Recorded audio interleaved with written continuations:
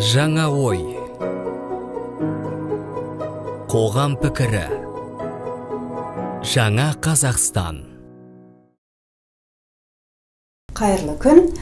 Бүгін бізде қонақта Қазақ Америка университетінің құрметті ұстаздары, оқытушыларымыз Нусипова Арайлым Умарходжаевна және Нұралина Ботагөз Амангелдіқызы. Қош келіпсіздер. Өзіміздің ұстаздарымызды осы Жаңа ой бағдарламасының студиясында көргенімізге өте қуаныштымыз. Енді жақында ғана үлкен бір тағылымдамадан өтіп келіпсіздер. Осы жайлы айтып берсеңіздер, жалпы өздеріңізді қысқаша таныстырып кетсеңіздер. Жақсы, сәлеметсіздер ме? Жалпы енді сіздерге осы бағдарламаға шақырып, бізді елеп отырғандарыңызға көптен көп алғысымызды білдіреміз. Жалпы біз осы қаңтар айының аяғында 2 апталық тағылымдамаға жаңағы Erasmus Plus бағдарламасы арқылы жаңағы Польшаға, Гданьск қаласына барып келген болатынбыз. Есімім Нусипова Арайлым Умарходжаевна. Жақсы. Ассистент профессоры. Жақсы.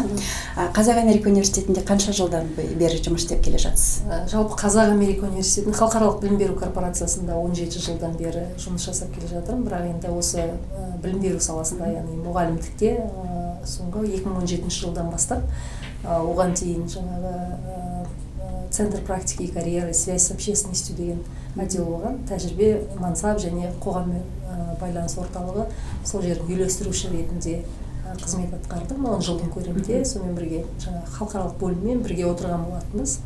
Осындай бірге жұмыс жасадық. Ботагөз Амангелдіқызы, сіз жалпы қандай пәннің мұғалімісіз, оқытушысыз? Жалпы сәлеметсіздер ме? Құрметті көрермендер, осы жердегі келіп отырған әріптестер. Жалпы мен бітірген мамандығым философ болғандықтан, сол философия және әлеуметтік саяси пәндер кафедрасында әлеуметтік саяси білім модулі деген жалпылама пән бар, содан сабақ беремін. Жақсы. Ғылыммен де айналысасыз, білуімше, иә? Осы ғылым мен білім саласын бірге алып жүру қиын емес пе сіздер үшін? Еш қиындығы жоқ. Өте керемет. Қазіргі қоғамдағы жастардың құндылықтары, білімі тұрғыдан дамуы, жалпы қоғамдағы өркендеу, өсу осы біздің тікелей байланысты ғой, жұмысымызбен жасап жатқан. Оның ішінде ғылым, әрине, ғылым жолын таңдағаннан кейін ол бірге алып жүру керек деп ойлаймын. Сол биыл енді сол еңбегіміздің жемісі 2021 жылы аяқтаған докторский жаңағы мамандығымыздың қорғап құтты болсын нәтижесін енді күтіп отырмыз. Защитамыз болып. Жақында доктор атағын иеленесіз. Доктор атағын. Жақсы. Ал өзіңіз жайлы айтып кетсеңіз, ғылым жағынан. Ғылым жағынан жаңағы әріптесім айтып кеткендей, Ботагөз Амангелдіқызы, жалпы ғылыммен енді тәжірибені, сабақ беру, білім беруді бірге алып жүру керек деп ойлаймын. Себебі екеуі бір-бірімен тығыз байланысты ғой қазіргі таңда. Сонымен бірге ғылым саласында қазірде мен докторантураны аяқтаған болатынбыз. Соның жаңағы қорғау барысындағы процестермен айналысып жүрмін қазір. Енді бұйырса осы жақын арада мен де PhD доктор атағын аламын деген ойдамын. Керемет. Осы салада жұмыс жасап жатырмын. Бұйырса қорғауыңыз сәтті өтіп шықсын. Қолыңызға қызыл дипломыңызды алып, ары қарай жұмысыңызды жалғастыруыңызды тілеймін. Гданьск қаласына, Польша еліне барып келдіңіздер. Осы тағылымдама бойынша қандай нәтижеге жеттіңіздер? Жалпы енді әр университет үшін бұл өте маңызды ғой. Мәселен, Қазақ Америка университеті осы пайда болғаннан бері халықаралық бағанағы байланысқа үлкен назар аударады, мән береді. Өздерінің оқытушыларын, студенттерін үнемі осындай тағылымдамаға жібереді. Енді осы жайлы айтып кетсеңіздер, жалпы тағылымдамаңыз қалай өтті, қандай талаптар қойылды? Жалпы менің оқып жатқан мамандығым осы докторантурадағы саясаттану. Сол себепті де біз жетекші таңдаған кезде сол Гданьск университетінен таңдаған болатынбыз. Соның мақсатында біздің тақырыбымен сәйкес жаңа ғылыми тағылымдамаға осындай бір тақырыптар берілген болатын. Жұмыс жасау барысында өзіміздің тақырыбымызбен сәйкестендіріп осы стажировканы таңдадық. подавать еткенбиз го документ сол кезде. И ол март айында болу керек, негизи. Алдарыңызда кандай талаптар коюлду жалпы? Жалпы Ғылыми инновация, осы мамандықтармен байланысы, осы гуманитарлық пәндерді қалай біз қызықтырып университеттегі студенттерге бере аламыз, қызықтыру мақсатында әртүрлі проектілерді қолданып, неше түрлі басқа да медийный, например, и жаңағы шығармашылық тұлғаларды. Біздің университеттің өзінің мақсаты да жалпы шығармашылықтар тұлғаларды тәрбиелеу ғой. Иә. Сол себепті көптеген шетелдік университеттердің тәжірибелерін қолдану мақсатында бұл как стажировка деген енді алмасу ғой, бір-біріміз. Тәжірибе алмасу. Тәжірибе алмасу мақсатында болғасын. И сол себепті өзіміздің университеттің белгілі ерекшелік жаңа мамандықтарын ол жақта қалай жасайды екен, қызықтыру барысында. Сол стажировканы алған әсеріміз өте күшті. Олардың жаңа студенттерінің ізденістері біздің студенттермен қалай айырмашылық бар ма? Негізі айырмашылық бар ма екен? Енді ол жақта более еркіндеу кішкене, шығармашылыққа былай күнделікті процесс ретінде қарайды да. Бізде тек бір кейбір мақсатта ғана, бір мамандықтарға ғана біз береміз ғой акцентті. А ол жақта барлығына, не только дизайнер, не только журналистика, например, да. Оларда более ашықтау. Сол жағы ұнады бізге. Енді жаңағы талаптарына келе кететін болсақ, бірінші тілдің болуы, ағылшын тілін жетік меңгеру, сонымен бірге қандай да бір сертификаттардың болуы, одан кейінгі жалпы енді бұл Erasmus Plus деген қазір ғана шыққан бағдарлама емес қой, мәлім жылғы тарихы бар, 40 жылға жақындап қалды, осы қателеспесем 87 жылдан бастап осы Erasmus Plus бағдарламасы бар. Бірақ дегенмен ең алғашқы жылдар бұл тек еуропалық мемлекеттер болса, қазір енді құрамында біздің мемлекет кеңейтілді. Қазақстанның да бұның құрамына кіруінің өзі өте үлкен жетістік деп ойлаймын. Біздің ғылым саласындағы, білім саласындағы себебі бұл жердегі негізгі мақсат тәжірибе алмасу. Себебі бізде де көрсететін, айтатын нәрсе өте көп. Олардың да жағымды, жағымсыз жақтарын саралау, қарау, соның нәтижесін көріп, өзімізге келіп өте бір керемет білім беру саласындағы дамыту үдерісі деп ойлаймын. Сіз Erasmus мен оның алдында да шығып жүрдіңіз, Оның алдында қай жерлерге барып жаттыңыздар? Оның алдында 2018 жылғыны бастайын. Енді 2018 жылы жалпы Польша, тағы да Белосток техникалық университетіне барған болатынбыз. Ол кезде бірақ халықаралық бөлім маманы ретінде барған болатын. Мұғалім ретінде емес, халықаралық бөлім маманы ретінде. Одан кейін 2018 жылы жаңағы Барселона қаласындағы Барселона университетіне барған болатынбыз. Ол жерде де өзіндік көрсеткіштері, яғни бұл жердегі тәжірибе алмасудың негізгі мақсаты өте осы білім беру саласында өте үлкен деп ойлаймын. Жақсы. Тәжірибе алмасу бойынша енді нәтижелерге де қол жеткіздіңіздер ғой. Сол нәтижелердің қайсысын осы Қазақ Америка университетіне, жалпы халықаралық білім беру корпорациясына енгізсе болады? Жалпы ана айтады ғой, көп көргеннен емес, көп білгеннен емес, көп көргеннен сұра дейді да. Бұл стажировкалардың мақсаты да сол ғой, негізі көрсету көзден. Бірінші барған уақытта мен 2019-да барғанда бұл университетте біз тек тікелей студенттермен жұмыс жасаған болатынбыз. Ал енді осы барғанда оқытушылармен жұмыс жасадық да, более углубленно. Сонда бұл Қазақ Америка университетіне бізде мамандықтар, мысалы үшін журналистикада біз кеше барған кезде көргеніміз осы жолы. Олардың центрларына бардық, кәдімгідей. Медиа орталықтарына. Медиа орталықтарына. Ол жерде кәдімгідей оснащенный барлық оборудование, радио, телевидение барлығына жасалған жақсы. Жабдықталған. Жабдықталу бұл университет базасында. Яғни университет базасында студенттер біз білім беру жүйесіндегі күнделікті практикада қолданады да. Тек қана теорияны оқып қоймайды. Практикаға барып, кәдімгі өздері отырып, диктор болып деген сияқты оқып сюжеттерді қалай не істеу керек. Фотографтар фотосессиясын, например, светтердің барлығын қалай түскенде қалай қою керек, дауыс сырғағы қалай болу керек деген. Солар ұнады. Бізде де сондай болса деген. Негізі бұл жайында айтатыным, енді өзімде Қазақ Америка университетінің оқытушысы болғандықтан журналистика пәнінен дәріс оқимын. Енді осы орайда талапкерлеріміздің құлағына алтын сырға, Қазақ Америка университетінде де үлкен бізде кәдімгідей медиа орталығымыз бар, Кау медиа деп аталады. Ол жерде кәдімгідей жабдықталған аудиториялар арнайы бар, студенттер сол жерде тәжірибе алмасып, көптеген нәрселерді үйреніп жатады, бағдарламалар түсіреді, подкасттар дейміз. Жалпы осы жаңа ой бағдарламасының өзі де студенттер үшін жасалып жатқан дүние ғой. Осы орайда енді Қазақ Америка университеті де жалпы халықаралық дәрежеде деп ойлаймыз, сай.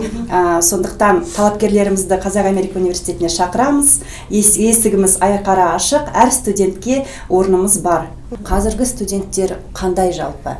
Студенттермен жұмыс жасаудың ерекшелігі неде? Студенттеріміздің көңілінен шығудың басты бір мәселесі қандай болып тұр? Енді қазіргі студенттер туралы айтатын болсақ, қазіргі студенттер өте жан-жақты. Қазіргі студенттер ақылды деп айтсақ болады. Себебі енді біздің кезіміздегі салыстырмалы тұрдағы студенттермен қазіргі студентті салыстырсаңыз, мысалы қазірдің өзінде түсіріп отырған осы процесске қатысып отырған көптеген студенттерді көріп отырмыз сіздердің журналистика саладағы және тағы басқа. Бұның өзі өте үлкен жетістік. Сонымен бірге студенттердің жан-жақтылығын айта кету керек деп ойлаймын. Қазіргі студенттер өзіне не керегін біледі. Қазіргі студенттер керек емес затты қарамайды, анализдан өткізе алады. Не керек емес екенін біледі. Бұл да өте үлкен бір жағымды жағы ретінде. Енді ол жағымсыз жақтарын айтсақ, олар да шығады ғой, бірақ дегенмен ол жағымсыз жақ әр кезеңде болған деп ойлаймын. Жағымды жақтары өте көбірек сияқты қазіргі студенттердің. Өздеріңізді қатал оқытушымын деп санайсыздар ма? Қатал болатын жерінде боламыз. Студенттердің енді айтуы бойынша қатты қатал емеспін. Баға қою барысында қандай қиындықтар туады? Қатал деген нәрсенің өзі енді әр түрлі негізде айтсақ та болады ғой. Қатал дегеннің өзі. Енді қатал емес, бірақ енді талап ететін мұғалім ретінде айтылатын шығармыз. Себебі баға қою деген бұл жердегі мақсат баға емес, баға алу, баға қою емес, бұл жердегі білім. Халықаралық білім беру корпорациясы үшін бір айтулы кезең орын алды. Бұл дегеніміз жаңа ғимаратқа көшуіміз барлығымыздың.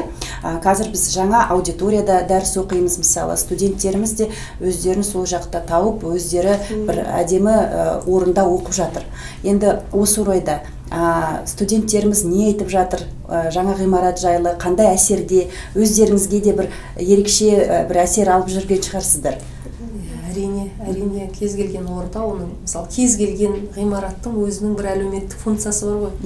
Яғни ол ғимараттың ішіндегі жаңағы біздің психологиялық жай-күйімізге әсер етуінің өзі әдемілігі, әсемдігі. Қазіргі таңда студенттердің өзі жаңағыдай өте өздерін бір еркін, бір жақсы сезініп, қуанып, күнделікті оны дәлелі ретінде мысалға Инстаграм парақшаларын қарасаңыздар, күнделікті жаңағы жүректерін қосып, Казгасаның суреттерін, мысалы Каудың, Моктың суреттерін салуының өзі ол дәлел деп ойлаймын. Енді бізге де әрине бұл жаңарған, жаңаның аты жаңа. Әрине. Жаңа көзқарас, сіздің передачаңыздың өзі жаңа ой, сол сияқты жаңа ғимарат, жаңа ой. Жаңа ой. Жаңа Қазақстан. Жаңа Қазақстан болуы әбден мүмкін. Осындай ақылды, жан-жақты, көзі ашық, көкірегі ояу студенттеріміз көп болса. Бағдарламамызда жаңа ой деп бекер атаған жоқпыз, себебі жаңа ой деген ол әрине жаңа Қазақстанмен үйлесімін табу керек. Осы орайда жаңа Қазақстан жайлы бірнеше сөз айтып кетсеңіздер, ойларыңызды жалпы, жаңа Қазақстанды қалыптастыруда, жаңа Қазақстанымызда әдемі жақсы өмір сүру үшін біз қандай қадамдар жасауымыз қажет? Бізден не талап етеді? Жаңа сұрағыңызға. Жаңа көйлектің де буы бар дейді ғой. жаңа поточный лекцияларға барған кезде бір жақсы сезімдер болып жатыр да. Студенттер де қуанып жатыр, осыны көрдік апай деп, өте күшті деп, ұнайды енді. Как-то современный стиль, современный орта. Сол себепті өте жақсы, күшті сезімдер. Қуанып, мақтанып айтуға тұрар. Енді жаңа Қазақстан жөнінде айтатын болсақ, жалпы Қазақстан барлығы бір ғой. Жаңа Қазақстан дегенде ол басқа бір әлем келеді, басқа бір адамдар келеді деп күту емес. Мен всегда студенттерге айтамын, жаңа Қазақстан сендерден басталу керек. Бәрімізден басталу керек. Жаңа Қазақстан деген не ол? Жаңа түсінік. Сен бұрын жасап жүрген істеріңді жаңаша көзқараспен жасау. Тек қана отырған орныңда осы жасалған нәрселер бағалау. Соның бір іс-әрекеттер көрініс ретінде сен жерге тастаған нәрсені алып көтеріп қою. Бір нашар ой айтып жатса, соны түзеп жіберу. Жаңа сөздерді үйрену. Жаңа Қазақстан деген ол. Жаңа адамдар келмейді ғой. Сол адамдармен только надо кішкене басқаша көзқараспен қарап, өзін өсіру керек. Ал осы жаңа Қазақстанды құруда басты қиындық неде деп ойлайсыздар? Сол адамның сана сезімі өсу керек. Адамдардың ой өсу керек. Ой өрісі. Ой өрісі өсу керек. Себебі біз біреу жасап береді деген құндылықтан арылуымыз керек та. Дайында аламын деген. Әр салада, мысалы, әр салада мұғалімнің өзінің біліктілігін арттыру, жан-жақты бір ескімен қалып қалмау, мысалы, ескі көзқарастармен қарапайым айтатын болсақ, мысалы, былтырғы жасаған жаңағы құжаттар, презентация, мысалы, сол сияқты емес. Жаңа сонымен бірге әр салада, мысалы, біздің журналистеріміздің өзін, алдында әріптесім айтып кеткендей, бізге ешкім келіп оны, мысалға, айтып жатыр қой, демократияны құру, жаңа Қазақстан, демократияның жаңа жолы деген сияқты. Оны біреу келіп алып келмейді ғой, мысалға, Америка Құрама Штаты демократияның нышаны деп жатады, бірақ оларда да, мысалға, көп айтатын жағдайлар өте көп. Бірақ дей тұра, осы сөз бостандығы дегеннің өзінде, оның да бір рамкасы бар. Сөз бостандығының өзін жан-жақты қарау, оны енді сіз журналист ретінде өте қатты мегзеп, жан-жақты зерттегесіз ғой. Әр саладағы өзінің ісін мықты білетін мамандардың көптеп жаңағы пайда болуы, бұл жаңа Қазақстанның нақты аяққа тұруына алғышарт ретінде қарасақ болады. Себебі бізде қазіргі таңда өте мықты жастар өте көп, бірақ қолданбағанына байланысты, қолдау таппағанына байланысты басқа мемлекеттерге, шет мемлекеттерге көптеп кетіп жатады. Ақылдылар, ең ақылдылар. Осыны қолдау және де қолдану. Жақсы, керемет. Ал жалпы енді студенттер болғасын, тәжірибесі жоқ деп айтып жатады. Студент тәжірибесі болмаса, жалақысы да төмен болады, мысалы. Жұмысқа орналасу шыны керек өте қиын. Оны барлығымыз білеміз. Осы орайда журналист, сіздердің студенттеріңіз жалпы қалай жұмысқа орналасып жүр, қалай тәжірибеден өтеді? Өздерінің бір жолдары, бағыттары бар шығар. Енді осы орайда мен айта кетейін, жалпы. Енді осы салада 10 жыл бойы жұмыс жасағандықтан, мен оның қыр-сырын айта аламын деп ойлаймын. Жалпы енді Қазақ Америка университетінің жалпы халықаралық білім беру корпорациясының бір өте үлкен жетістігі ретінде жылына 2 рет біз жаңағы бітірушілер жәрмеңкесін ұйымдастыру. Бұл мысалы менің өзімнің альма-матер оқыған жоғары оқу орнында ондай болды деп айта алмаймын, бірақ жалпы ұйымдастырылады, қалалық және тағы басқа. Бұл жердегі жаңағы бірінші курстан бастап тәжірибеге жіберу. Сонымен бірге мысалға, егер де мысалға журналистика факультетін алатын болса, әр жаңағы саладағы сіздердің жаңағы келісімшарттарыңыз, ол келісімшарт тек қана келісімшарт ретінде, құжат ретінде емес, оның жұмыс істеуі. Архитектура, дизайн саласында, құрылыс саласында бұл міндетті түрде. Себебі ертең олардың салған үйлері, мысалы қазіргі мысалы Түркияда болып жатқан жағдайлар көрсетеді, жалпы құрылыс сапасының жоғары болу екені бұл енді өмірдің талабы. Сол себептен жаңағы мекеме, жоғары оқу орын және студенттердің бірлесе жұмыс жасауы өте үлкен жетістік. Бұл көп жоғары оқу орындарында осындай бар деп айта алмаймын. Жалпы енді өзіңіз жәрмеңке жайлы айтып кеттіңіз ғой. Осы бітірушілер жәрмеңкесін ұйымдастырған кезде көптеген жоғарғы оқу орындарында бір кездесетін сорақылық, қате десек болады, ол жай ғана көз бояушылықпен жасалатын дүние ғой негізі. Ал біздің Қазақ Америка университетінде осы процесс, осы үдеріс қалай өтуде? Жәрмеңкеден кейін шын мәнісінде студент барып жұмысқа орналаса ма? Енді өте жақсы сұрақ қой бұл. Жалпы жәрмеңкеден кейін басым көпшілігі, енді бізде студенттер ең бірінші жәрмеңкеге келген кезде мен 3-ші курстан кейін, 4-ші курстан кейін жұмыс жасаймын, не үшін деген сияқты енді бәрібір балалық психология болады ғой студенттерде, бірақ дей тұра жәрмеңкеден кейін өте мықты жаңағындай предложение дейміз ғой, ұсыныстардың болуымен әлі күнге дейін осы алғыстарын айтып жазып жататын біздің түлектеріміздің саны өте көп. Студенттердің жаңа академиялық құрлықпен барып келуі де, мына жақта студенттер былай жасайды екен деген сияқты. Көптеген мен сондай студенттерім бар, барып, көріп, шетелдік практикада болып, академиялық құрлықпен мына жаққа келіп, бізде сондай ұсыныстар бар. Сондай болса қайтеді деп, солай жасасақ қайтеді деп.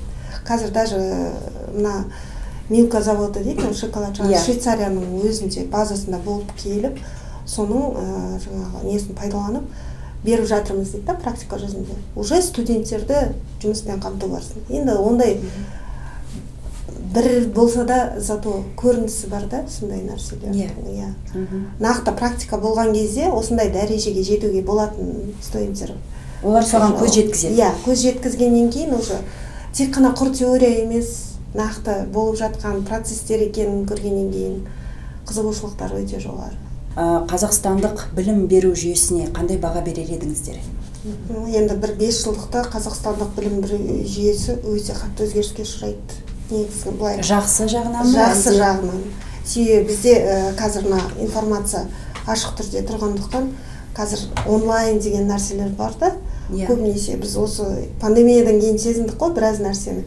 Біз бұрын ойлайтынбыз, только ақшамен ғана шығып барып, оқу өзгертіп алып келеміз білімді. А қазір студенттер онлайн оқу арқылы да көптеген Оксфордтың, Гарвардтың, көптеген Стэнфорд болсын филиалдар ашылып жатыр да при университете. Уже студенттер оның барлығын жақсы біліп отыр. Себебі информация барлығына доступна. И сол себепті бұл жақсы жағы өте басымырақ болады деп ойлаймын. И бірақ кейбір мамандықтардың жойылу қаупі де бар. Бірақ ол біздің университетке қатысы жоқ әрине. Бірақ даму үстінде өте қатты. Жаңа Қазақстан білім жағынан да жаңа супер. Бағдарлама соңында әрине Қазақ Америка университетіне, жаңа ой бағдарламасының ұжымына, яғни студенттерімізге қандай тілектеріңіз бар шығар, ойларыңыз бар шығар, осымен бөліссеңіздер. Жалпы шақырғандарыңызға үлкен рахмет. Жаңа ой бағдарламасына жаңа қонақтарыңыз көп болсын. Олардың айтатын ойы, жалпы бөлісетін практикасы, тәжірибесі сондай бір дәрежеге жеткізсін сіздерді. Әлемдік университеттерде қарайтындай телевидение ашуыңыздар. Рахмет, әумин. Жалпы университеттер дами берсін.